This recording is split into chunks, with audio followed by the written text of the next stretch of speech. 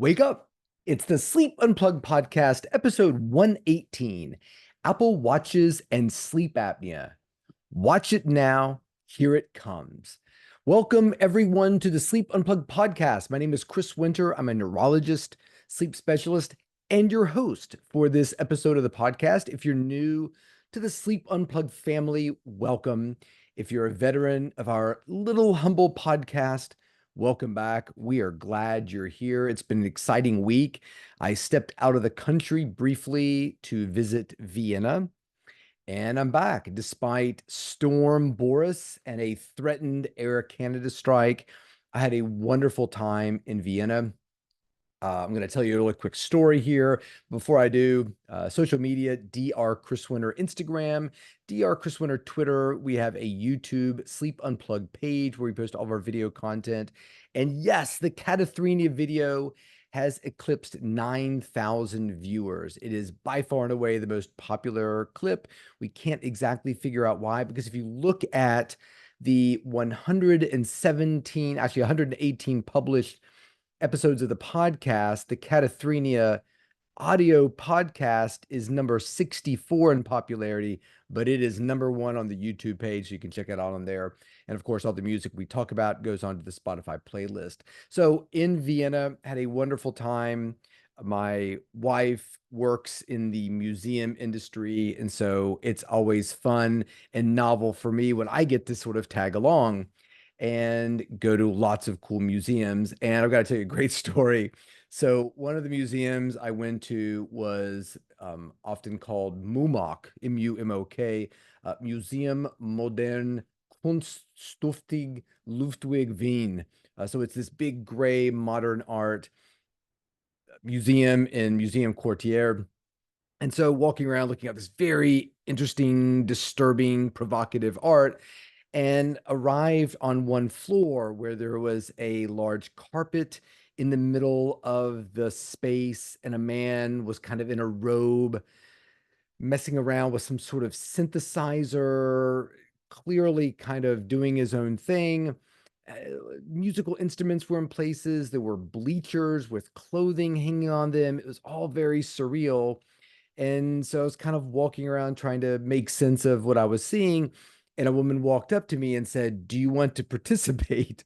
And I said, "Sure, let's do this." And she pulled out a deck of cards, like a magician would fan out their cards. And she said, "Pick one." And so I picked one, and it said socks. And I kind of looked at it, expecting to get like the three of clubs or the king of hearts. And I got socks. And she said, "Ooh, that's a good one." And I said, "Really? What does it mean?" She goes, "Do you want me to take my socks off?" And I said, sure. I said, "Do you want to take your socks off?" She said, "Well, that's completely up to you." And so I said, "Sure." And so she took her socks off and folded them and kind of put them on the carpet. And she said, "Thank you." And then she just kind of walked away barefoot. So love me some good modern art. Really great city, and Museum Quartier and Vienna is a wonderful place if you want to have a lot of museums within a short distance.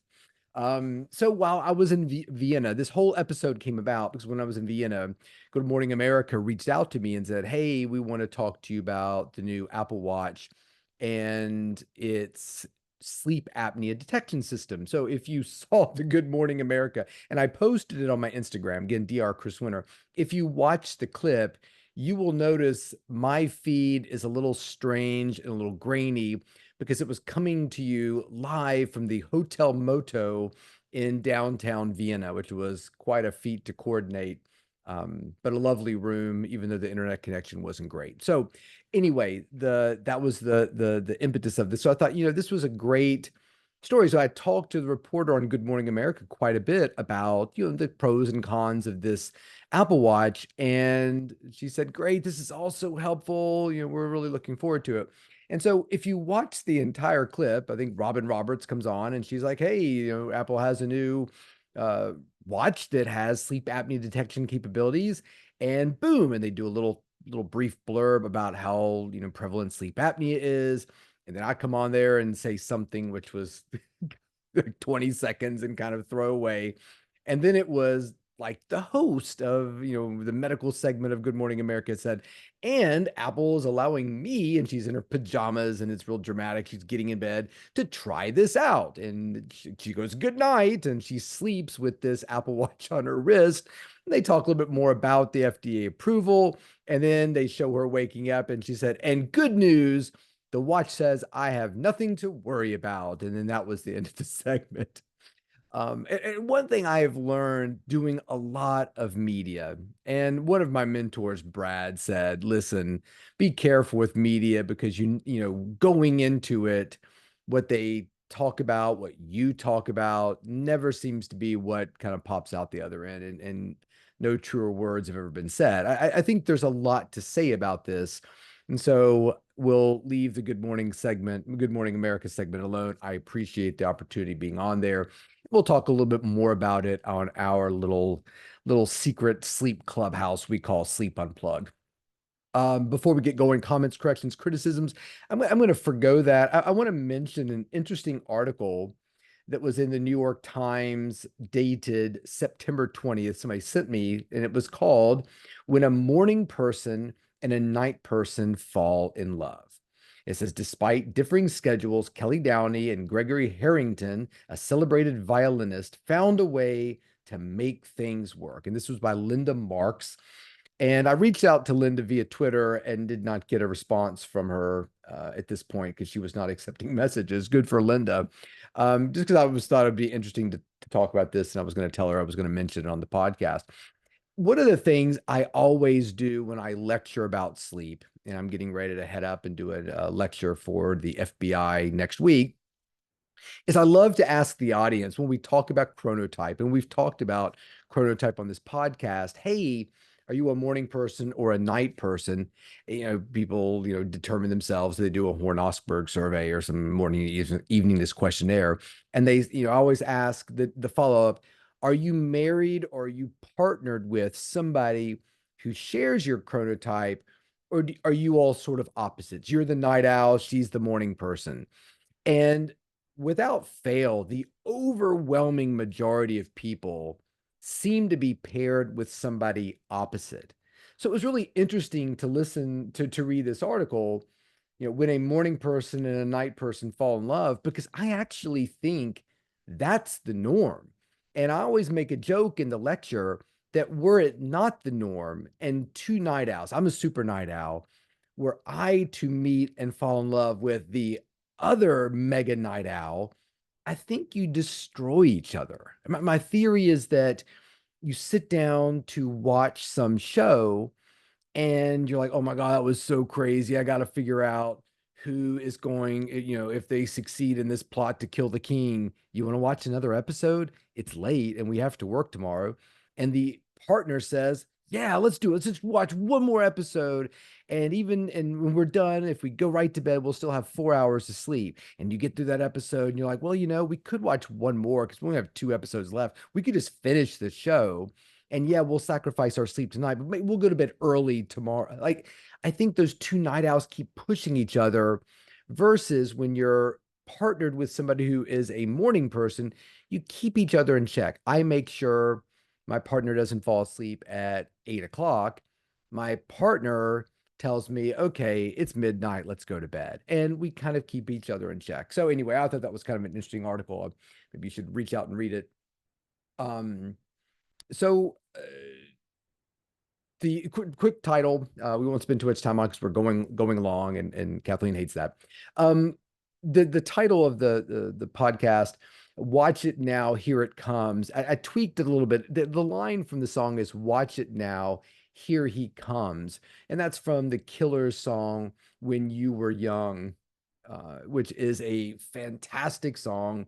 One of the best the Killers ever wrote off their second album, Sam's Town, which was released in 2006, and a big departure from their first album, Hot Fuss, which I read somewhere, I think it was Rolling Stone, I believe, that said something about Hot Fuss having a real Bowie-esque or a derivative Bowie vibe.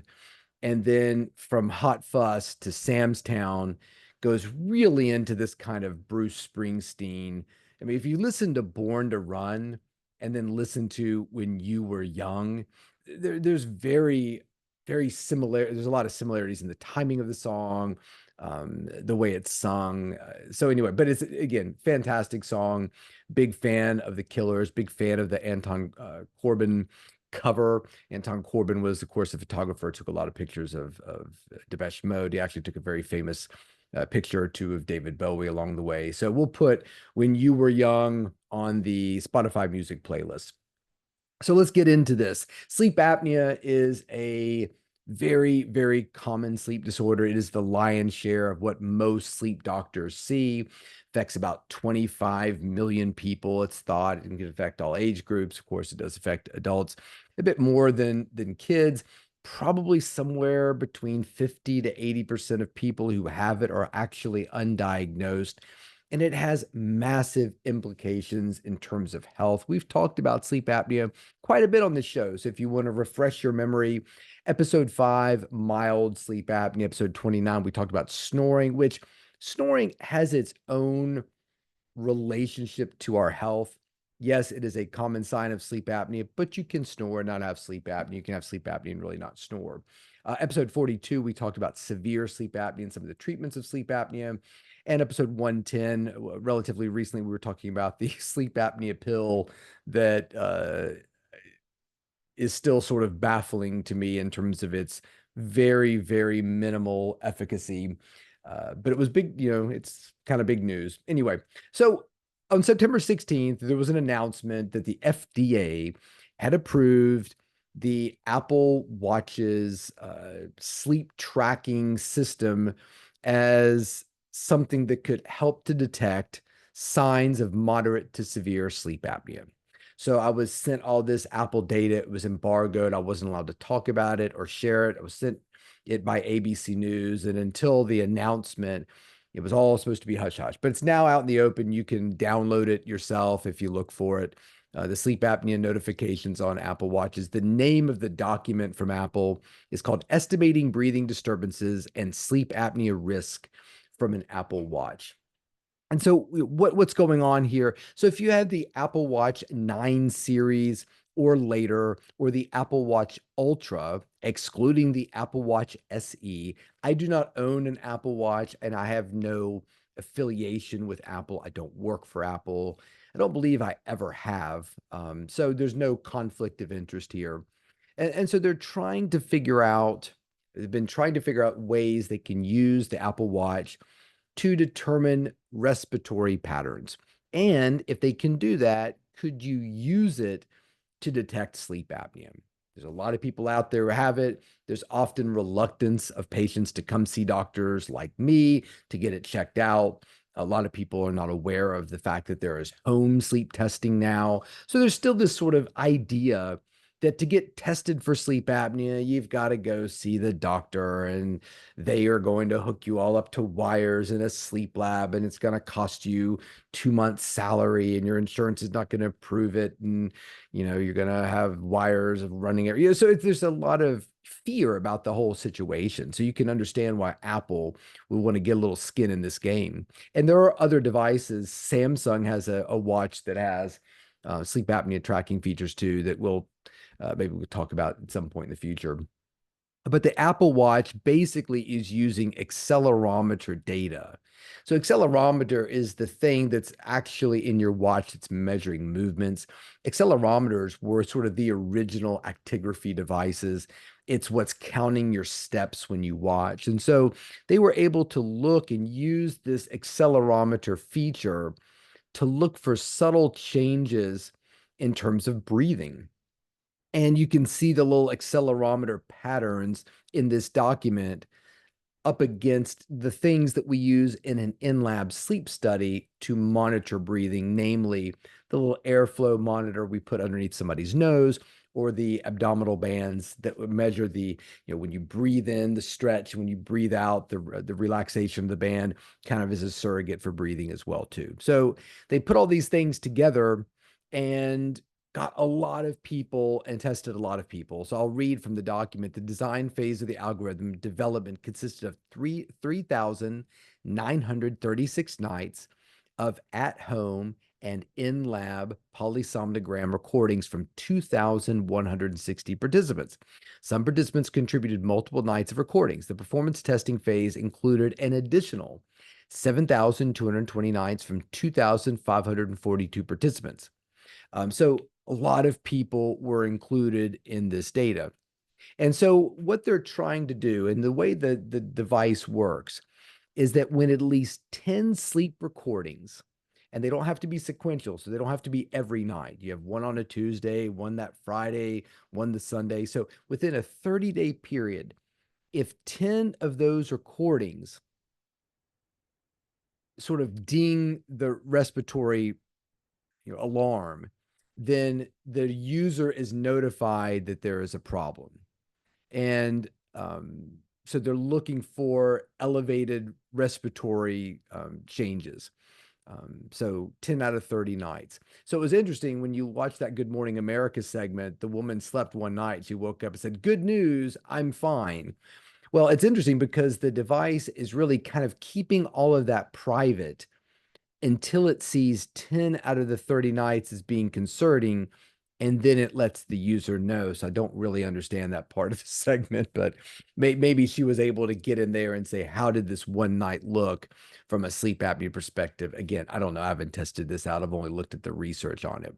So what's interesting to me is, okay, great. You've got this new way using movement as a surrogate for breathing, and you're going to use that to help determine whether or not somebody might have sleep apnea. So they did these sort of validation studies, and they're trying to figure out the sensitivity of the device and the specificity of the device, sensitivity in terms of figuring out moderate to severe apnea, the specificity trying to determine whether or not somebody doesn't have it or has mild apnea. So let's talk very quickly about sensitivity and specificity, because I think it's really important. So in any situation, a person comes to my lab to do a test for sleep apnea.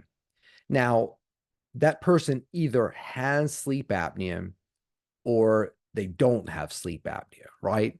So everybody listening to this podcast right now either has sleep apnea or doesn't. We don't know unless you've had a test recently. I've not been tested recently. The last time I was tested, I did not have sleep apnea. So everybody either has or doesn't have it. Now, you go to get your test. Your test is going to show that you do have sleep apnea or you don't. Now, every now and then, a test tells somebody they have a disorder that they really don't. Every now and then, a test tells you that you don't have a disorder that you really do. So there's really, if you imagine a 2x2 grid, at the top, the columns are whether or not you have the disorder or not. The rows are whether or not you test positive for the disorder or not. So if you have the disorder and you test positive for it, that's what's called a true positive. You tested positive and it's true, you actually do have the disorder. There's also the situation where you test positive, but you don't have the disorder. That is a false positive. You do not test for the disorder, but you have it, false negative. And you do not test for the disorder because you don't have it. That is a true negative. So we've got those four boxes kind of there sitting there.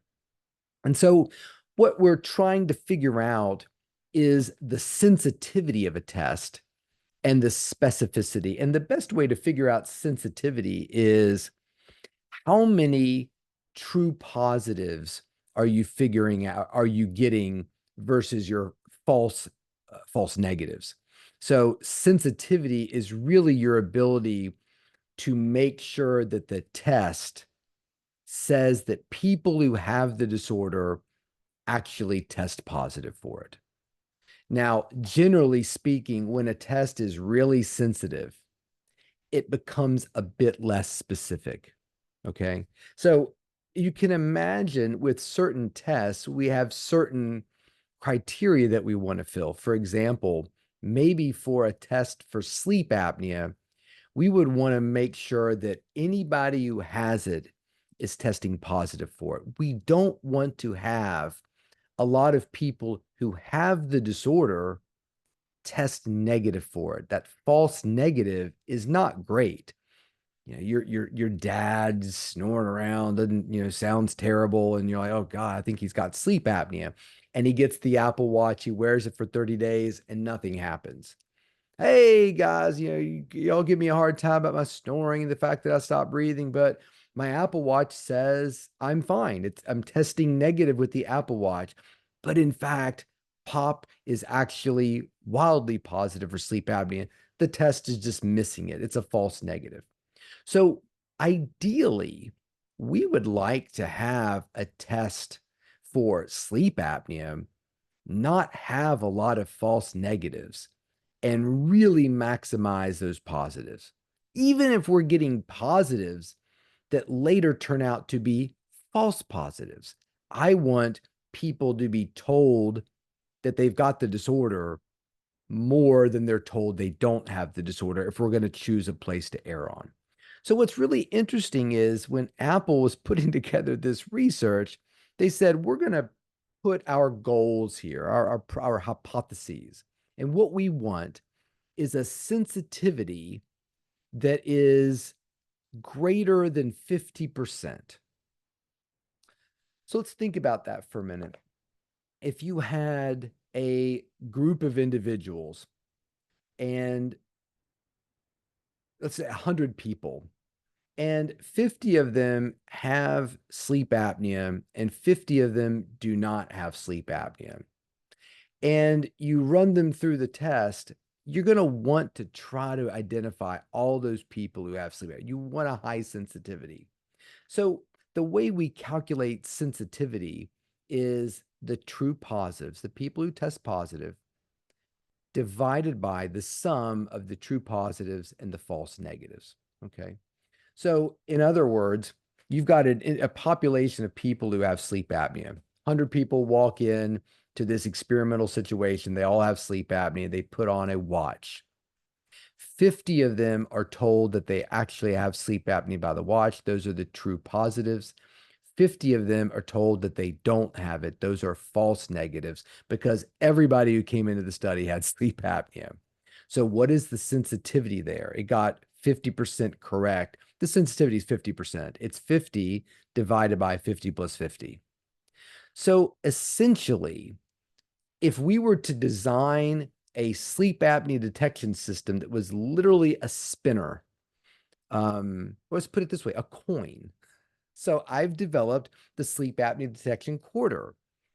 I meet somebody, and when I meet them, I flip the coin. If it lands heads up, they have a positive test for sleep apnea.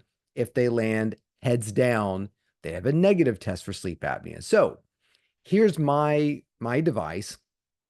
I'm going to see the 100 people who have sleep apnea. They come up to me. Hi, I'm Ted. I flip the coin. Heads, you have sleep apnea. Next person with sleep apnea comes up. I flip the coin. Heads, you have sleep apnea. The next person, tails, et cetera, et cetera. I'm going to give or take tell about 50% of those people that they have sleep apnea and 50% they don't. So my sensitivity would be 50%. So that's not too hard to do, right? If you're taking a 100 question true false test and you don't know any of the content and you just guess, you're going to get a 50 on the test, not a 0. You're going to get a 50. If you're doing a multiple choice test and it's A, B, C, and D, you're not going to get a 0 on the test. You're going to get a 25 most likely if you know nothing.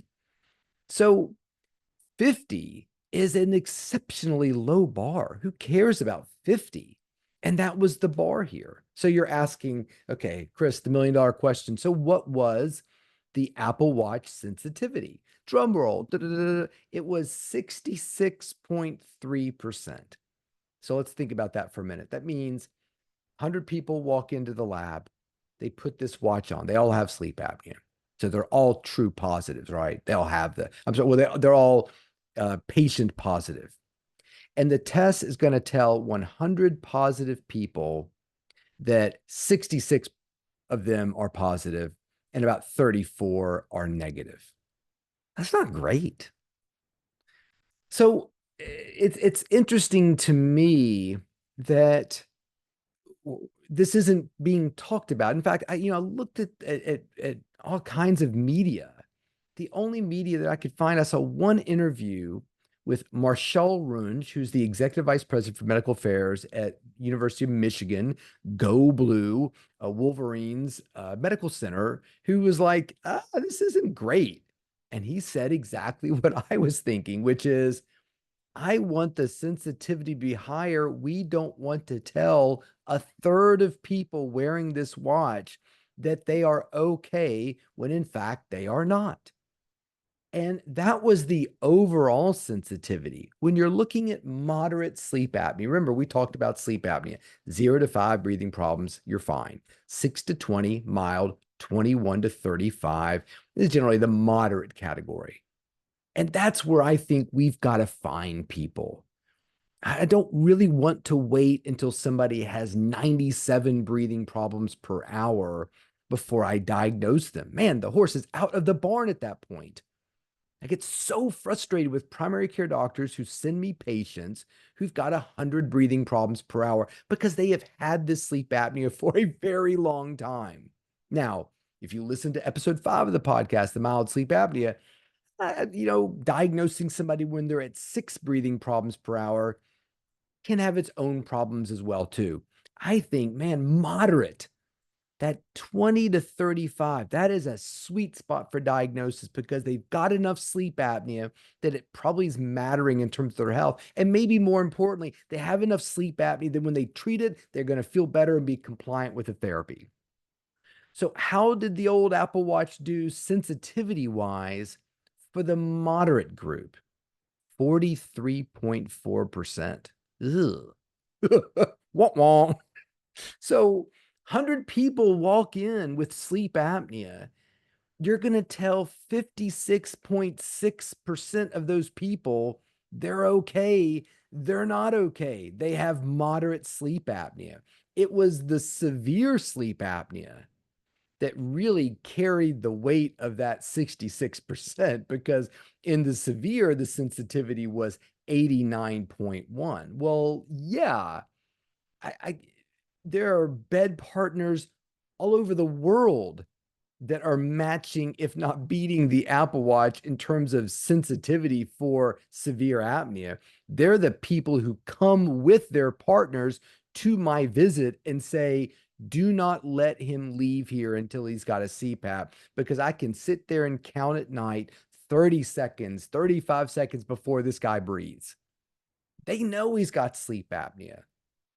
I mean, I think a good sleep clinician could sit down with somebody with severe sleep apnea and figure it out from the conversation. They walked in they walked in your clinic, sat down in the waiting room, and fell asleep.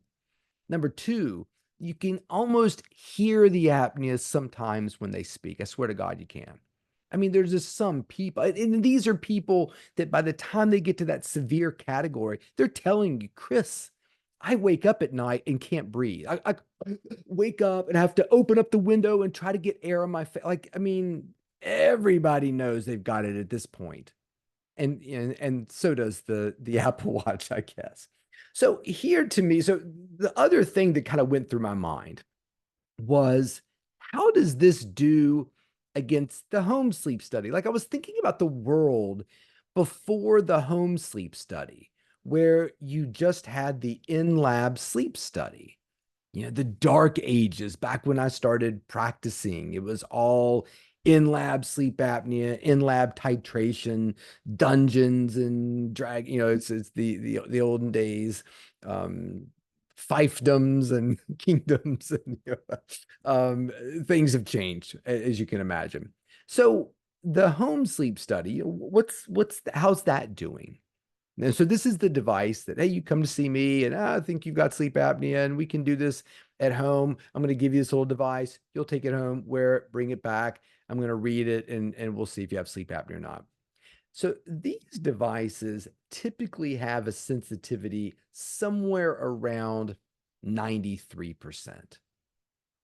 That's what I want. And here's what I tell patients about home sleep studies. Home sleep studies, if they're going to be in error, they're going to underestimate the problem. They don't typically overestimate the problem. So if the device says you have it, you've got it. If the device says you don't have it, you probably don't have it, but you could have, there's a chance you might have some mild apnea, but it generally doesn't miss people. Yeah, I think home studies have somewhere around um, 30-40% false positives. Um, but again, that's pretty unusual when you look at these home studies, and that's what we want. I want something that is going to help me find these people, even if, and get them into the system, even if down the line we figure out later it was wrong and you actually don't have it, or it's milder than what we think. So the home studies do a very good job of capturing those breathing disturbances. What they don't do a good job of is capturing sleep. So you end up getting a pretty approximate correct number of breathing disturbances. But when you divide that by the amount of time people sleep, generally the sleep is a bit of an overestimation on a home sleep study, which causes a bit of an underestimation of breathing problems per hour. But anyway, 93% versus 66%. So better than chance. You're better than my coin flip or my little spinner that I've come up with, which is 50%, but we're only beating it by about 16%. So I applaud Apple for trying. I applaud Apple for just putting the device, putting sleep apnea detection feature on there, because that alone will probably educate a significant amount of people. Hey, and I got my new watch, and I've chosen my little display screen, and I've got all my Spotify stuff on here. I've downloaded the Sleep Unplugged play podcast onto my watch. Oh, this thing says it's got a sleep apnea detection feature and wants to know if I want to enable it. What is sleep apnea? You would definitely want to enable it. Like, at least we're getting the conversation going. But I do wish and I do hope that Apple and future manufacturers can get that sensitivity up, get people screened, get people into clinics, and let us sort it out from there. So that's it. Apple Watches and sleep apnea detection done and dusted. My name is Chris Winter. You can find me on Dr. Chris Winter. Let me know if you have the Apple Watch and the sleep apnea detection. Have you been detected? Has it told you that you have sleep apnea? And was it ultimately correct? Did it save your life? Like that feature that detects when people fall. Man, I've had several patients tell me that really helped them when they fell. Like it warned people and called 911, like it worked. So is this helping you? Do you have this feature, and what do you think about it? So write me, Dr. Chris Winter Twitter, Dr. Chris Winter Instagram, Dr. Chris Winter TikTok threads, Blue Sky. Follow our YouTube page and subscribe to it where we put our video content. Find the Sleep Unplugged Volume 3 Spotify music playlist on Spotify, where we'll put the killers and honor them. And until next week, sleep well.